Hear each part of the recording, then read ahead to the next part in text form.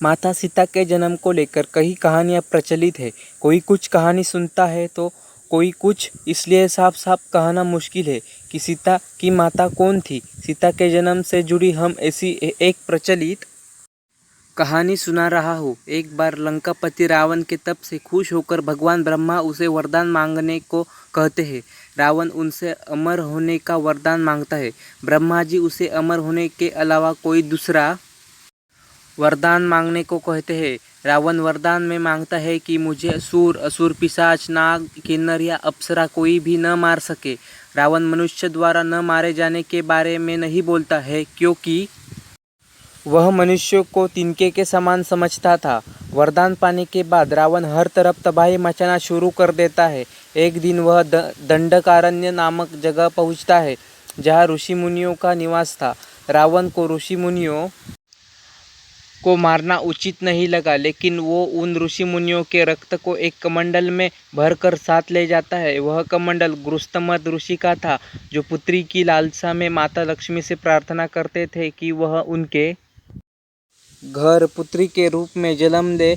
इसके लिए गृहस्थमत ऋषि रोजाना पूजा पाठ के दौरान पवित्र मंत्र पढ़कर दूध की कुछ बूंदें कमंडल में डाला करते थे, जिसमें रावण रक्त भरकर अपने साथ ले गया था। रावण कमंडल को लंका ले गया और वह पहुंचकर कमंडल अपनी पत्नी मंदोदरी को देकर कहता है, यह विषैले रक्त से भरा है, इसे संभाल कर रखना और किसी को मत देना। कुछ दिन बाद विहार के लिए रावण किसी पर्वत पर चला जाता है। मंदोदरी को इस तरह रावण का जाना अच्छा नहीं लगता है। वो मृत्यु प्राप्त करने के लिए कमंडल में भरे विष का पान कर लेती है। कमंडल में रक्त पीने के बाद कुछ समय बाद मंदोदरी गर्भवती हो जाती है।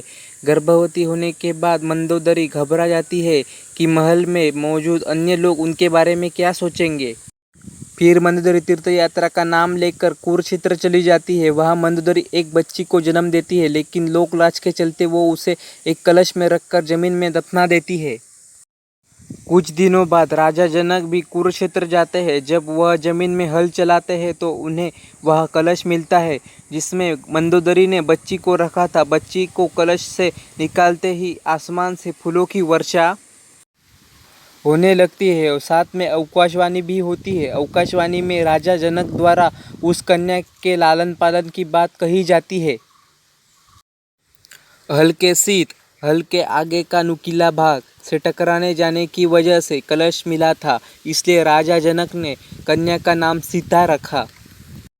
दोस्तों, आपको वीडियो पसंद आए तो वीडियो को लाइक, शेयर और सब्सक्राइब ज़रूर करना। वीडियो देखने के लिए थैंक्स।